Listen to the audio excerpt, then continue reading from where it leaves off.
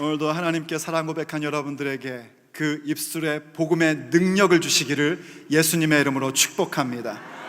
우리의 말의 성실성, 그 통전성을 통하여 우리가 예수님의 제자 된 그 아름답고 선한 모습이 우리의 인생 여정 발걸음마다 확실히 나타나게 될 것입니다. 여러분, 세상에서 가장 큰 거짓말이 뭐라고 생각하십니까? 제가 두 가지의 얘기를 제 나름대로 편집을 해서 여러분들에게 한번 얘기를 드릴게요. 한 중세쯤에 세 곳의 수도원에서 한 수도사를 보내서 세 명이 모여 각 수도원들끼리 교제를 나누고 서로의 정보를 교환하는 일이 있었습니다. 점심이 돼서 식사를 하려고 하는데 이 양이 중세다 보니까 이 양이 풍족치가 않아가지고요, 한 사람이 먹어도 이게 배가 안 부를 양인 거예요. 물론 나눠서 먹을 수 있지만 새 수도사가 그럴 게 아니라 우리 한 사람에게 몰아주자 하고 결정을 했습니다. 어떻게 몰아줄까? 우리 내기를 하자. 어떤 내기를 할까? 우리가 평상시에는 수도사로서 늘 진리를 연구하고 진실을 말하기로 그렇게 열심히 살아가는데 한번 이번 내기에서는 누가 제일 큰 거짓말을 하나, 이걸로 한번 해보자. 그거 재밌겠다, 한번 해봅시다 하고 재미삼아서 내기를 했습니다. 첫 번째 수도사가 이야기를 합니다.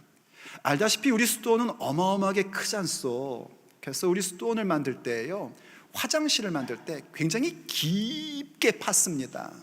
내가 어제 아침에 이 미팅을 위해서 출발할 때 아침에 화장실 가서 제가 볼일을 봤는데 아마 제게 지금도 떨어지고 있을 겁니다. 와, 그래요? 다들 감동을 했습니다. 어쩌면 이렇게 거짓말을 잘할까? 그러자 두 번째 수도사가요, 한숨을 푹 쉽니다. 왜 그러세요? 걱정이 하나 있어서요. 뭔 걱정이요?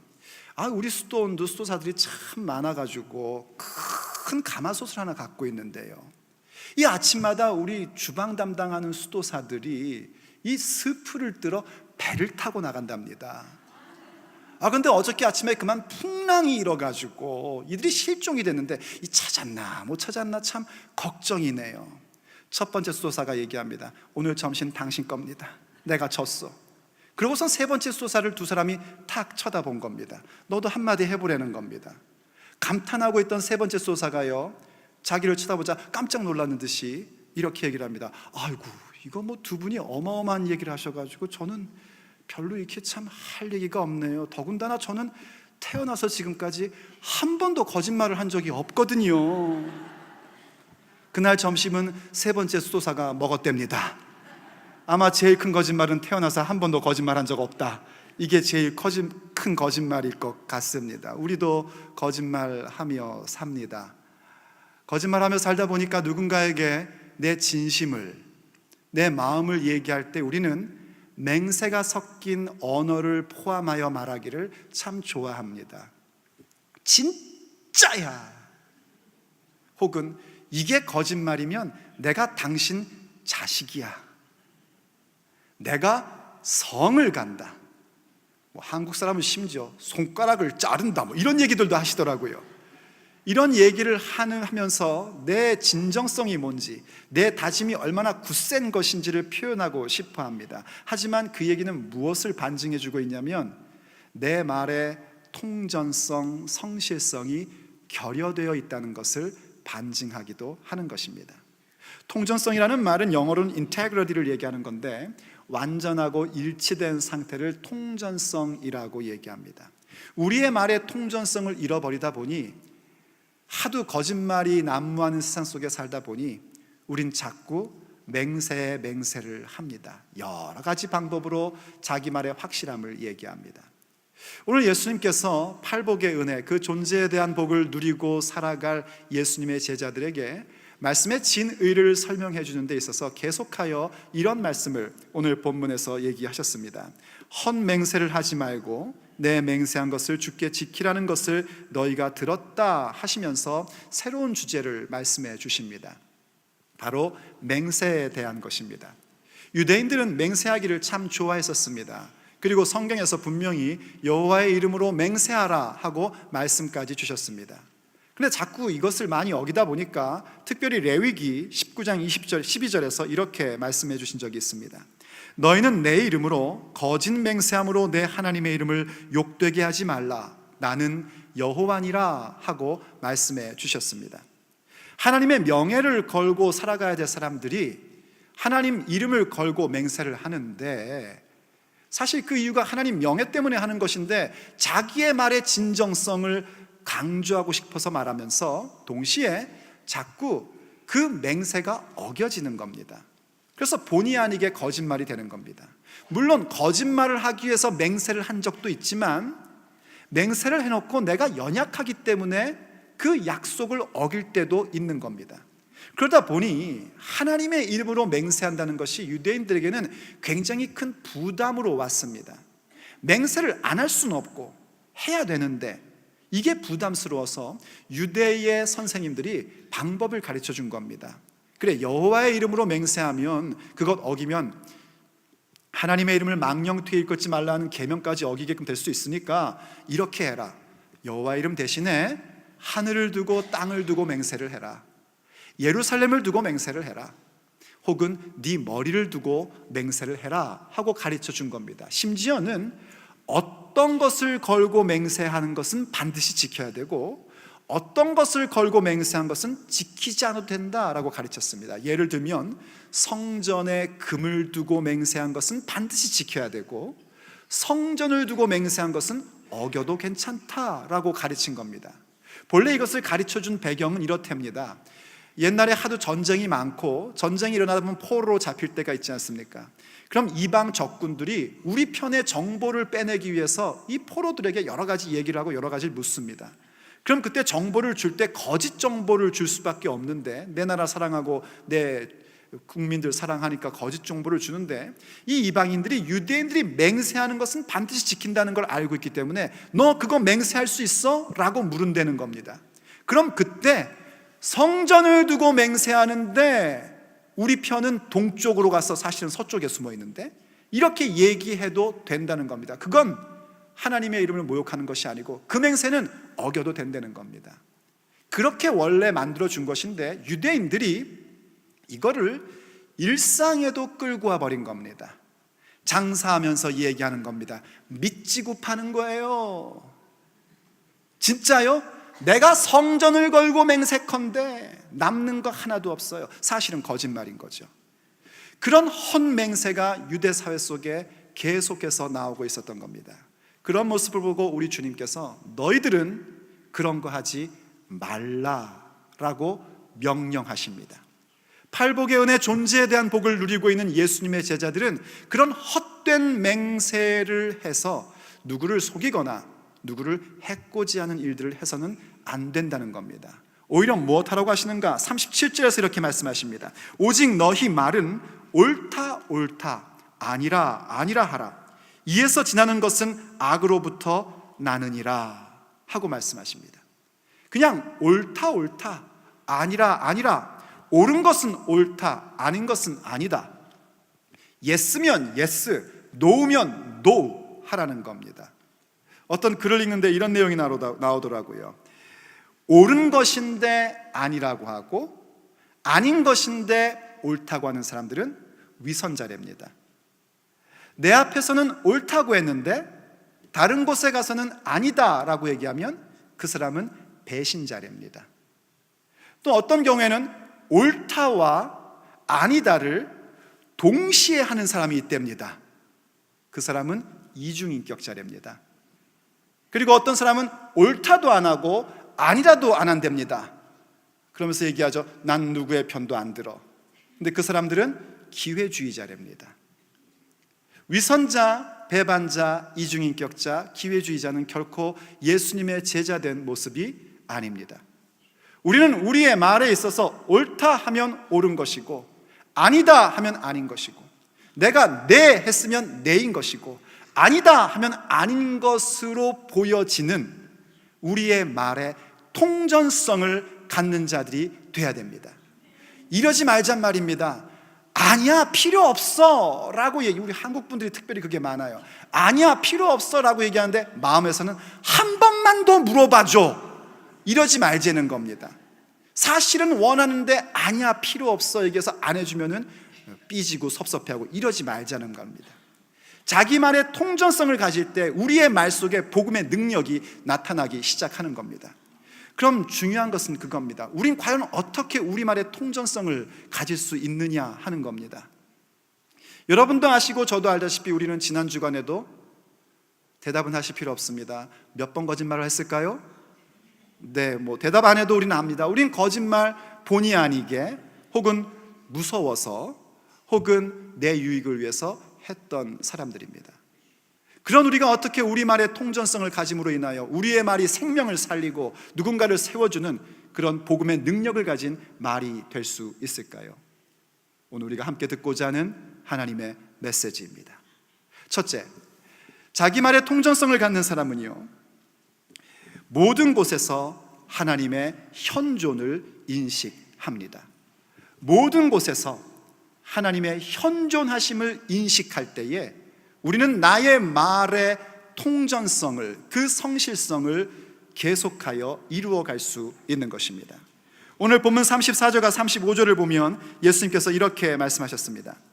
나는 너희에게 이르노니 도무지 맹세하지 말지니 하늘로도 하지 말라 이는 하나님의 보좌임이요 땅으로도 하지 말라 이는 하나님의 발등상임이요 라고 말씀하십니다. 유대인들은 하늘을 두고 땅을 두고 맹세를 했는데 예수님께서는 그렇게 하지 말라시는 겁니다. 왜냐하면 하늘은 그냥 하늘이 아니라 하나님의 보좌이고 땅은 그냥 땅이 아니라 하나님의 발등상이라는 겁니다. 고대 사회에서 임금의 보좌와 발등상이라는 것은 단순한 의자나 자기의 편안함을 위한 도구가 아닙니다.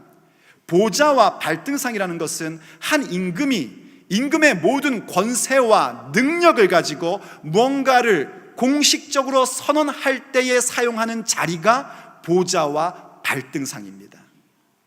이 세상에서 호흡을 갖고 사는 사람들 가운데 머리 위에 하늘을 두지 않은 사람은 있을 수 없습니다. 우린 전부 다 하늘 아래에 사는 사람입니다. 이 세상에 살아가는 사람들 가운데 땅 위에 걷지 않는 사람이 없습니다. 우린 전부 다 땅 위에 걷고 있는 사람들입니다. 우리 머리 위에 있는 하늘, 우리 발 아래에 있는 땅이 단순한 하늘, 단순한 땅이 아니라 천지를 창조하신 만왕의 왕이신 우리 아버지 하나님의 보좌이고 발등상이란 말입니다. 그 사실을 인식할 줄 알아야 됩니다. 하늘이 하나님의 보좌이고 땅이 하나님의 발등상이라는 얘기는 무엇인가? 우리가 어디 가서도 피할 수 없는 저 하늘과 저 땅 가운데 있을 때에 우리는 하나님의 권세, 하나님의 권위, 하나님의 능력 아래 있고 하나님의 명령과 그 통치 가운데 있다는 것입니다. 하나님의 왕권이 선포되는 자리 가운데 우린 피할 수가 없습니다. 그 사실을 인식하셔야 됩니다. 여기서는 내가 거짓말을 해도 괜찮겠지, 저기서는 내가 사기를 해도 괜찮겠지. 아닙니다. 우리가 예수님의 제자일진데 하늘 아래 땅 위에 사는 사람으로서 이 하늘과 땅이 하나님의 통치와 그분의 다스림이 선포되고 있는 현장이라는 것을 인식해야 됩니다. 그때 우리는 우리의 말에 통전성을 갖는, 내 말에 성실성을 갖는 사람들로 세워질 수 있는 겁니다. 하늘이 하나님의 보좌이고 땅이 하나님의 발등상이라는 사실, 곧 하나님의 통치를 받아들이고 산다는 것은 구체적으로 어떤 모습일까? 이사야 66장 1절과 2절을 보면 하나님께서 이렇게 말씀해 주신 적이 있습니다. 세 번역입니다. 주님께서 이렇게 말씀하신다.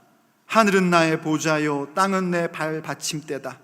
그러니 너희가 어떻게 내가 살 집을 짓겠으며 어느 곳에다가 나를 쉬게 하겠느냐? 이 말씀의 배경은 성전을 짓는 것에 대한 하나님의 응답이셨습니다. 그런데 제가 오늘 보고 싶은 건 뭐냐면 하나님께서 직접 화법으로 하늘은 내 보좌고 땅은 내 발등상이다 라고 말씀하셨다는 겁니다. 여러분이 성경을 읽다가 보좌와 발등상에 대한 부분이 나오면 그냥 단순히 보시면 안 되고 이건 지금 하나님의 다스림과 통치가 선언되고 있는 것이구나 하고 이해하며 성경을 읽으셔야 됩니다. 하나님의 통치가 있는 곳, 하나님의 다스림이 있는 곳에 우리 모두가 있다는 얘기입니다. 그러면서 계속해서 2절에서 이렇게 말씀하십니다. 주님의 말씀이시다. 나의 손이 이 모든 것을 지었으며 이 모든 것이 나의 것이다. 맞습니다. 모든 것이 하나님의 것입니다. 우리가 소유하고 있으나 그것은 잠시 맡고 있는 것뿐이지 전부 다 하나님 아버지의 것입니다. 죄송합니다. 그리고 계속해서 말씀하십니다. 겸손한 사람, 회개하는 사람, 나를 경외하고 복종하는 사람, 바로 이런 사람을 내가 좋아한다. 하나님의 통치 앞에서 어떤 사람들을 하나님께서 좋아하시는가? 겸손한 사람, 회개하는 사람입니다.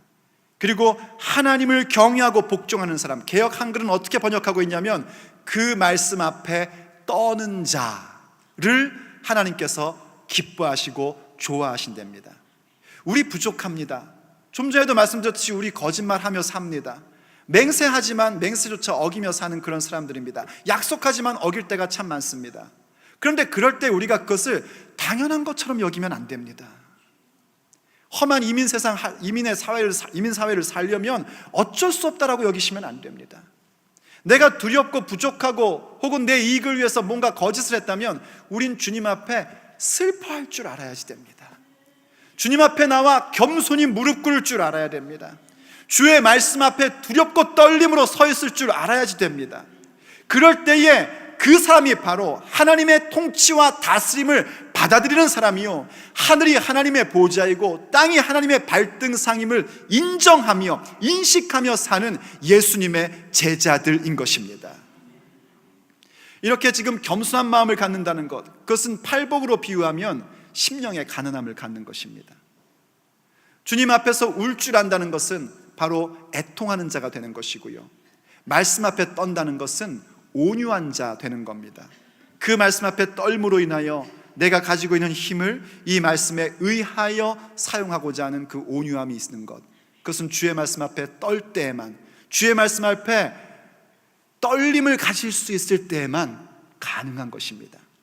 바로 팔복의 제일 처음에 나오는 세 가지여서 심령의 가난함, 애통함, 그리고 온유함, 이러한 부분들이 우리에게 주어져 있을 때에 우린 바로 하나님의 현존하심을, 내가 어디에 있든지 어느 때든지 하나님의 현존하심과 그 통치하심을 인정하는 자가 될 수 있습니다. 그때 우리의 말이 통전성을 갖게 되는 것이고, 그 통전성을 가진 사람들의 말이 누군가를 세우고 누군가를 격려하는 예수님의 제자의 모습으로 세워질 수 있는 것입니다. 두 번째로 우리의 말의 통전성을 가지려면요, 우리는 우리의 인생이 순례의 길임을 인정해야 합니다. 우리의 인생이 순례의 길임을 인정하십시오. 우리가 하나님의 통치를 받아들이고 살아간다면 우리는 알고 있습니다. 우리의 삶의 여정이 영원한 것이 아니라 지금 하루하루 살아가는 것이 순례자의 길을 걷고 있다는 사실을 알게 됩니다. 예수님께서 하늘과 땅을 말씀하신 다음에 바로 이어서 언급하신 게 뭐냐면 예루살렘을 언급하셨습니다. 이 예루살렘을 두고도 맹세하지 말라는 겁니다. 왜냐하면 거기에는 큰 임금이 계시기 때문입니다. 예루살렘이라는 곳은 경건한 유대인들이 절기 때마다 여행을 하던 목적지였습니다. 절기 때에 하나님 앞에 가서 예배를 드리고자 먼 곳에서도 그 여행을 갔고, 그런 여행객들을 그들은 순례자라고 불렀었습니다. 예루살렘을 향하여 순례의 길을 가는 이유는 뭔가, 그 예루살렘 중심에 성전이 있기 때문입니다.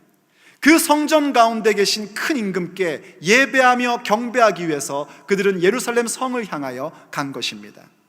오늘을 사는 우리는 어떻게 해야 될까요? 우린 굳이 성지순례 가서 예루살렘을 꼭 가볼 필요는 없습니다. 거기엔 성전도 없습니다. 물론 가셔도 괜찮습니다. 하지만 우리가 알아야 될 건 뭐냐면 우리에게도 목적해야 될 새 예루살렘이 있다는 점입니다. 요한계시록 21장은 우리에게 새 예루살렘에 대해서 설명해 줍니다. 새 예루살렘이라는 것은 하나님 나라의 백성과 그 영토의 완성의 모습으로 나타나는 것이, 표현되는 것이 새 예루살렘입니다. 새 예루살렘이 하늘부터 내려오는 것을 묘사하는데, 특별히 21장 22절을 보면 이렇게 말씀해 주고 있습니다. 성 안에서 내가 성전을 보지 못하였으니 이는 주 하나님 곧 전능하신 이와 및 어린 양이 그 성전이심이라. 예루살렘의 핵심이 성전인데 새 예루살렘에는 성전이 없는 겁니다. 왜 성전이 없는가 했더니 이제 더 이상 사람의 손으로 만든 성전은 필요 없고 진정한 성전의 본래 목표였던, 본래 본질이었던 하나님 아버지와 예수 그리스도가 성전 되시기 때문입니다. 그럼 한번 정리해 보십시오. 고대 유대인들이 예루살렘 성을 향하여 여행을 했던 것은 그 가운데 중심인 성전이 있기 때문이었고, 성전을 목적하며 그들은 순례의 길을 갔습니다. 그렇다면 오늘을 사는 예수님의 제자들은 하늘에 있는 새 예루살렘을 목적하며 우리의 순례의 길을 갈 때 그 목표가 뭔가? 바로 성전이 목표였는데, 그 목적은 바로 우리 주 하나님 아버지와 예수 그리스도가 우리의 목적이 되는 것입니다. 예수님을 만나고 싶어서 하나님 아버지께 온전한 가운데에 영광과 존귀와 찬양과 감사를 올리고 드리고 싶어서 우리는 새 예루살렘을 향하여 순례의 길을 가는 것입니다. 여러분, 천국 왜 가고 싶으십니까? 좋은 거 잡수고 싶으셔서요? 좋은 집에서 사시고 싶으셔서요? 우리의 천국 가는 목적은 그것이 아닙니다. 아버지 하나님과 우리 주 예수 그리스도를 뵙기 위함입니다. 그분께 어떤 유혹도 없고 어떤 방해도 없고 아무 죄악도 없이 슬픔도 없이 아픔도 없이 영원 무궁토록 경배와 찬양을 올려드리고 싶어서 그 목적을 가지고 우리는 순례의 길을 가는 겁니다. 그러므로 사랑하는 여러분, 우선은 여러분들의 삶의 목적이 무엇인지를 분명히 하십시오. 우리의 삶의 목적이 뭡니까? $1,000,000을 모으는 겁니까? 그건 우리의 삶의 목적이 될 수 없습니다. 좋은 집을 사는 것입니까? 그거 우리의 삶의 목적이 될 수 없습니다. 좋은 차 타는 겁니까? 그것도 우리의 삶의 목적이 될 수 없습니다. 그 모든 것들은 전부 다 수단에 불과한 것입니다. 우리의 목적은 오직 하나님 나라와 예수 그리스도의 복음뿐입니다. 인정하시면 아멘 하십시오. 그게 우리의 목적이 되어야 됩니다. 그 목적이 될 때에 우린 비로소 우리의 삶이 순례의 길이라는 것을 깨닫게 되고, 순례의 길이라는 것이란, 우리의 인생 여정이 순례의 길이라는 것을 알아야 거짓말하지 않고 우리의 삶 속에 내 말의 통전성을 가지며 살아갈 수 있는 겁니다. 구체적으로 어떻게 해야 되는가? 그 21장에서 이런 말씀을 해줍니다. 21장 27절을 보십시오. 무엇인지 속된 것이나 가증한 일 또는 거짓말하는 자는 결코 그리로 들어가지 못하되 오직 어린 양의 생명책에 기록된 자들만 들어가리라. 우리가 천국에 들어갈 수 있는 조건은 다른 것 없습니다. 오직 예수님을 믿음으로 말미암아 들어갈 수 있습니다. 천국 들어가기 위해서 우리가 다른 것 할 수 있는 것이 아무것도 없습니다. 예수님을 믿는 자, 어린 양의 책에 기록된 사람들만이 천국에 입성할 수 있습니다. 그러므로 예수님을 믿으십시오. 예수님을 여러분의 마음의 구원자로 영접하십시오. 천국이 여러분의 것이 될 것입니다. 그런데 참 오늘 본문 이상하죠. 분명히 예수님 믿는 자만이 천국 들어간다고 했는데 앞에서 뭐라고 말씀하셨냐면, 무엇이든지 속된 것이나 가증한 일 또는 거짓말하는 자는 결코 거기에 못 들어간답니다. 가증한 것 하는 자, 속된 것, 곧 더러운 것을 추구하는 자, 거짓말하는 사람 천국 못 간대요. 그럼 이게 무슨 얘기입니까? 예수님을 믿는 사람들은요, 이런 것을 좋아하지 않는다는 겁니다. 예수님 믿는 사람들은 더러운 것 싫어합니다. 더러운 생각, 더러운 행동, 더러운 계획 싫어합니다. 예수님 믿는 사람들은 이 세상에 가증한 것 싫어합니다. 예수님 믿는 사람들은 거짓말하는 것 싫어합니다. 그게 예수님 믿는 사람들입니다. 아까도 말씀드렸지만 연약해서 거짓말할 때 있지만 그걸 당연시 여기지 않는단 말입니다. 누군가에 대해 함부로 평가하는 것을 당연하게 여기지 않는단 말입니다. 내 안에 예수 그리스도께서 계시면 그럴 수가 없는 겁니다. 내 과거의 습관 때문에, 나의 판단 때문에 누군가를 잘못되게 얘기하기도 하고, 또 혹은 내 유익 때문에 거짓말을 하기도 하고, 어떤 두려워서 거짓말을 하기도 하지만, 그러한 것을 하는 순간 내 안에 계신 주님께서 너 왜 그랬냐 하며 책망하시기 때문에 마음이 편할 수가 없는 겁니다. 그래서 주님 앞에 나와 겸손히 무릎 꿇고 애통해 하는 겁니다. 그리고 주의 말씀 앞에 다시 떨리는 마음을 갖게 되는 겁니다. 그리고 기도하는 거예요. 도와주시옵소서. 도와주시옵소서. 내가 내 말의 통전성을 가져서 내 입술의 말 가운데 복음의 능력이 나타나는 인생 되기를 원합니다. 그러므로 제 입술에 파수꾼을 세워주시옵소서. 아버지 도와주세요. 제발 나의 하루의 삶이 순례의 길 가운데 하루에 불과하다는 것을 내가 동의할 수 있도록 도와주시옵소서. 내가 살아가는 발걸음 한 곳 한 곳마다 하나님의 현존하심이 있고 아버지의 통치와 다스림 가운데 있다는 사실을 인식할 수 있도록 저 좀 도와주시옵소서. 부르짖을 수밖에 없는 겁니다. 그게 우리의 말의 통전성을 갖게 하고, 우리가 예 하면 그건 정말 예다 라고 사람들이 생각하고, 우리의 말이 아니다 하면 그건 정말 아니다 할 수 있는 예수님의 제자된 모습으로 함께 세워져 가는 것입니다. 세 번째, 우리의 말의 통전성을 가지려면요, 우리는 인생의 한계를 받아들일 줄 알아야 합니다. 우리가 가는 곳곳마다 하나님의 현존하심이 있고 하늘 아래 땅 위에 사는 사람이기에 하나님의 통치와 그분의 다스림 가운데 있다는 사실을 인식하고, 그렇기 때문에 우리의 삶의 여정이 여기서 영원히 사는 것이 아니라 그저 그 순례길의 하루에 불과하다는 것을 우리가 알고 있다면, 그 다음 우리에게 필요한 것은 우리의 한계를 받아들일 줄 아는 것입니다. 왜 우리가 자꾸 거짓된 계획을 세우고 거짓말을 할까요? 여러 이유가 있겠지만요, 그 중에 하나가 뭐냐면 우리가 여기서 천년만년 살 거라는 착각 때문입니다. 말씀으로는 그렇게들 안 하십니다. 곧 죽을 때가 가까웠어 이러고 얘기를 합니다. 그런데 우리 하는 것 보면 정말 천년만년 살고 싶은 것처럼 행동합니다. 저와 여러분들이 말이에요. 바로 그런 착각 때문에 자꾸 거짓 맹세를 하고 거짓된 계획을 세워가는 겁니다. 또 다른 이유가 있다면 이런 겁니다. 뭔가 내가 계획한 대로, 내가 원하는 대로 이루어질 수 있다라는 착각입니다. 나는 머리가 좋기 때문에 내가 거짓말을 만들어서 이렇게 저렇게 치면 결국은 내 계획대로 될 거야 라는 착각입니다. 오늘 주님께서 그러한 자들에게 이렇게 말씀하십니다. 36절, 내 머리로도 맹세하지 말라. 왜냐? 이는 내가 한 터럭도 희고 검게 할 수 없음이라. 여기 네 머리를 두고 맹세하지 말라는 건 뭐냐면 내 인생, 내 목숨 두고 맹세하지 말라는 겁니다.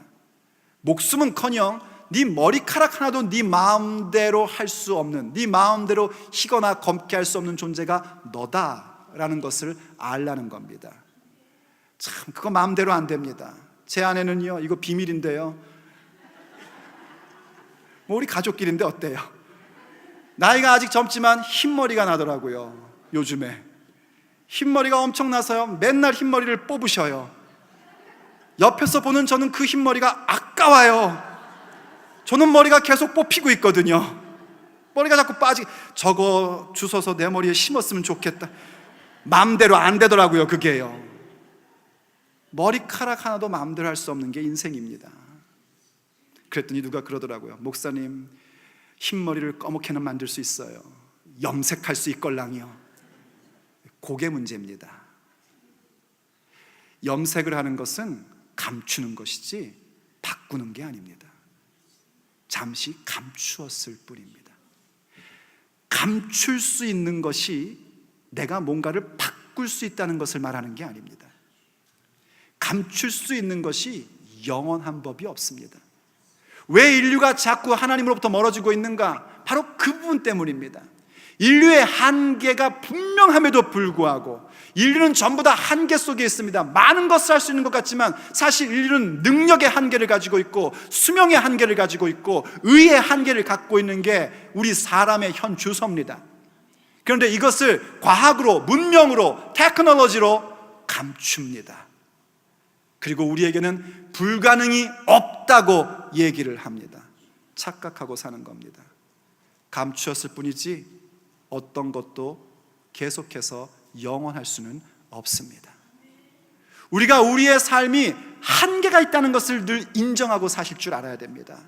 그 한계를 인정하고 살 때, 물론 한계를 인정한다는 것이요, 여러분이 늘 우울하고 늘 힘들게 살라는 그런 얘기가 아닙니다. 우리가 그 한계 있는 존재를 인정할 때에 비로소 우리는 누구에게로 나올 수 있는가? 한계가 없으신 하나님 아버지께 나오게 되는 것입니다.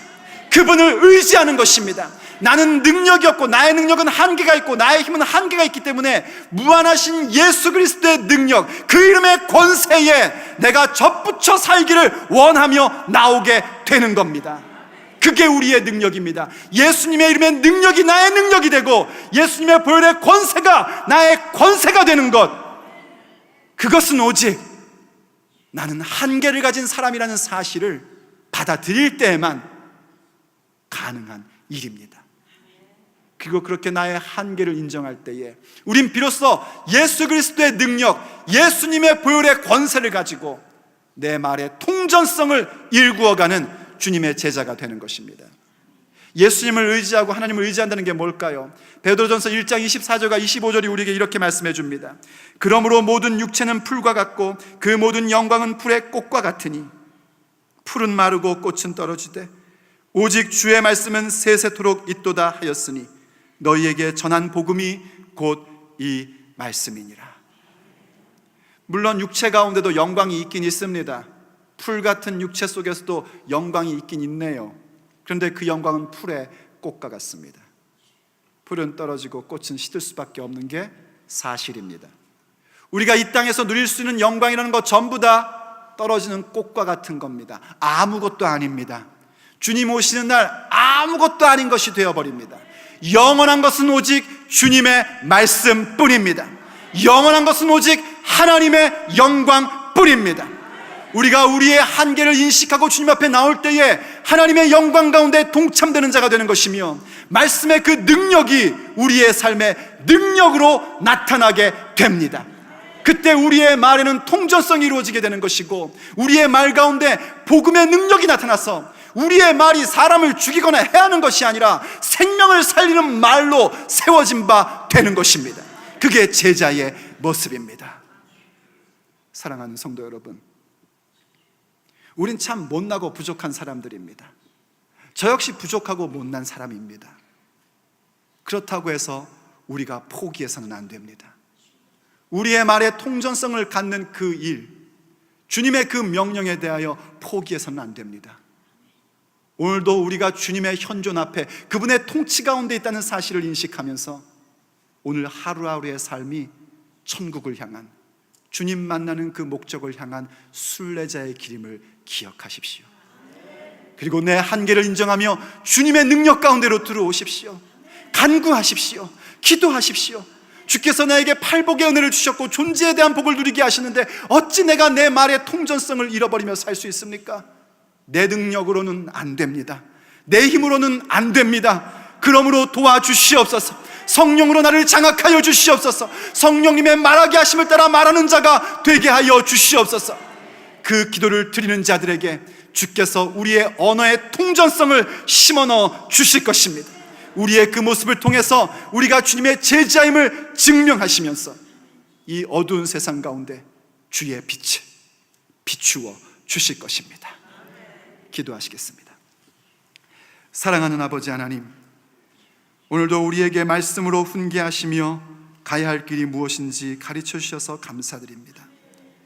거짓이 난무하고 또 거짓말하고 살다 보니 우린 그것이 당연한 것처럼 여기고 그것은 아무것도 아닌 것처럼 여기던 참 어리석은 사람들이었습니다. 예수님을 믿는 자임에도 불구하고 우리가 그렇게 더럽고 속되고 거짓말을 좋아하는 사람들이었으니 이 일을 어찌하면 좋습니까? 아버지, 우리를 불쌍히 여겨 주시옵소서. 오늘 주의 말씀 듣고 이것은 정말 심각한 부분이라는 사실을 깨닫고 회개하는 마음을 갖습니다. 아버지 앞에 겸손히 구합니다. 주의 말씀 앞에 떨며 간구합니다. 아버지, 우리의 말에 통전성을 베풀어 주시옵소서. 우리의 말에 거짓이 사라지게 하여 주시옵소서. 더러운 계획이 사라지게 하여 주시옵소서. 우리의 말 가운데 오직 복음의 능력만이 나타나게 하여 주시옵소서. 그래서 생명을 존중하며 순결한 삶을 살면서 오직 우리의 말의 통전성을 나타내므로 우리가 주님의 제자임을 깨닫게 하여 주시옵소서. 비록 공사 중일지라도 결단코 포기하지 아니하고 나의 입의 말과 내 마음의 묵상이 아버지께 연락되기를 열망하는 우리 모두가 되게 하여 주시옵소서. 우리 주 예수 그리스도의 이름으로 간절히 기도 올립니다. 아멘.